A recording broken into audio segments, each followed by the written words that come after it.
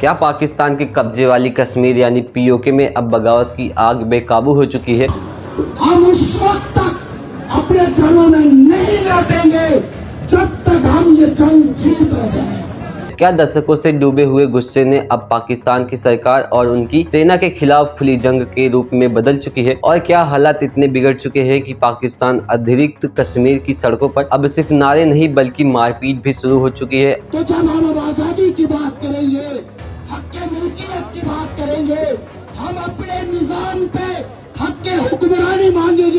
और आज हम आपको दिखाने जा रहे हैं पीओके से सामने आ रही उन तस्वीरों की पूरी कहानी जिन्होंने इस वक्त पाकिस्तान की सतह, उनकी सेना और उसके खुफिया तंत्र की नींद उड़ा दी है। दुनिया की नजर भले ही किसी और मुद्दे पर हो, लेकिन पाकिस्तान के कब्जे वाली कश्मीर में इस समय जो कुछ हो रहा है वह पाकिस्तान के लिए किसी राजनीतिक भूकंप से कम नहीं है। पीओके के अलग अलग शहरों, कस्बों और गाँव में हजारों नहीं बल्कि लाखों लोग सड़क पर उतर आए हैं। लोग पाकिस्तान सरकार के फैसले के खिलाफ खुलकर मोर्चे खोल रहे हैं। प्रदर्शनकारी खुलेआम कह रहे हैं कि अब डर खत्म हो चुका है और अगर जरूरत पड़ी तो जान भी दे देंगे, लेकिन पीछे नहीं हटेंगे। दरअसल पूरा विवाद उस फैसले के बाद भड़का जिसमें पाकिस्तान समर्थन प्रशासन ने पीओके में विधानसभा चुनाव और सत्ता व्यवस्था को लेकर कुछ बड़े कदम उठाए। स्थानीय संगठनों और जनता के आरोप है कि ये चुनाव जनता की इच्छा के नहीं बल्कि इस्लामाबाद की मर्जी से चुनाव हुआ है। उनका कहना है कि फैसला पीओके की जनता नहीं बल्कि पाकिस्तान की सेना और वहाँ बैठी सत्ता कर रही है। यही वजह है कि लोगों का गुस्सा फूट पड़ा है। रॉयल कोट, मुजफ्फराबाद, कोटली, मीरापुर और कई अन्य इलाके में विशाल रैली निकाली जा रही है। हजारों प्रदर्शनकारी पाकिस्तान विरोध नारे लगा रहे हैं। लोग खुले मंचों से कह रहे हैं कि वे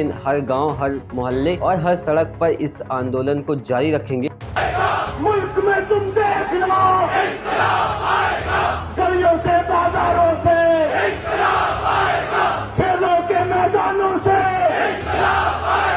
प्रदर्शन का नेतृत्व कर रही ज्वाइंट अवामी एक्शन कमेटी के नेताओं ने साफ शब्दों में कहा है कि अब पीछे हटने के सवाल ही नहीं है। उन्होंने अपने समर्थकों से कहा है कि अगर रास्ते बंद किए जाएंगे तो नए रास्ते बनाए जाएंगे, अगर गिरफ्तारी होगी तो हजारों नए लोग मैदान में उतरेंगे, अगर गोली चलेगी तो आंदोलन और बड़ा होगा। यानी साफ संकेत है कि आंदोलनकारियों ने अब आर पार की लड़ाई का मन बना लिया है। लेकिन इसके बाद जो हुआ उसने पूरे इलाके को झकझोर कर रख दिया। आरोप है कि पाकिस्तान की सेना और सुरक्षा बलों ने प्रदर्शनकारियों को रोकने के लिए बल प्रयोग शुरू कर दिया। कई जगहों पर लाठीचार्ज हुई, आंसू गैस छोड़ी गई, इंटरनेट सेवा बंद कर दी गई, मोबाइल नेटवर्क प्रभावित कर दिए गए, बिजली और पानी की सप्लाई भी रोकने तक के आरोप है। लेकिन जब इसके बावजूद भी लोग नहीं माने तो हालात और ज्यादा गंभीर हो गए। स्थानीय रिपोर्टर्स और आंदोलनकारी संगठनों का दावा है कि कई इलाकों में गोलीबारी हुई जिसमें बड़ी संख्या में लोग घायल हुए। कुछ रिपोर्ट्स में मौतों का भी दावा किया गया है। हालांकि इन आंकड़ों की स्वतंत्र पुष्टि करना बेहद मुश्किल है क्योंकि इलाकों में मीडिया की पहुंच सीमित नहीं है। यही वजह है कि पीओके में क्या हो रहा है उसकी सटीक तस्वीर दुनिया के सामने नहीं आ पा रही है। प्रदर्शनकारियों का कहना है कि पाकिस्तान की सेना जानबूझकर आंदोलन को कुचलना चाहती है। दूसरी तरफ पाकिस्तान सरकार और सुरक्षा एजेंसी दावा कर रही है कि कानून व्यवस्था बनाए रखने के लिए कार्रवाई की जा रही है। लेकिन जमीन पर जो तस्वीरें सामने आ रही है उसमें हजारों लोग पाकिस्तान प्रशासन के खिलाफ खड़े दिखाई दे रहे हैं। कई जगहों पर महिलाओं ने भी मोर्चा संभाल लिया है। बुजुर्ग, युवा और छात्र बड़ी संख्या में आंदोलन का हिस्सा बन रहे हैं। यही वजह है पाकिस्तान के लिए यह आंदोलन से कानून व्यवस्था की चुनौती नहीं बल्कि राजनीतिक संकट बनता जा रहा है। सबसे बड़ी बात यह है कि यह विरोध किसी एक शहर में सीमित नहीं है, अलग अलग छात्रों में एक साथ आंदोलन चल रहा है। यही कारण है कि पाकिस्तान की सुरक्षा एजेंसी के लिए हालात संभालना बहुत ही मुश्किल हो चुका है। अब सवाल उठता है, भारत इस पूरे घटनाक्रम को कैसे देख रहा है? भारत का रुख शुरू से ही साफ है। भारत हमेशा कहता आया है कि पाकिस्तान अधिकारित कश्मीर का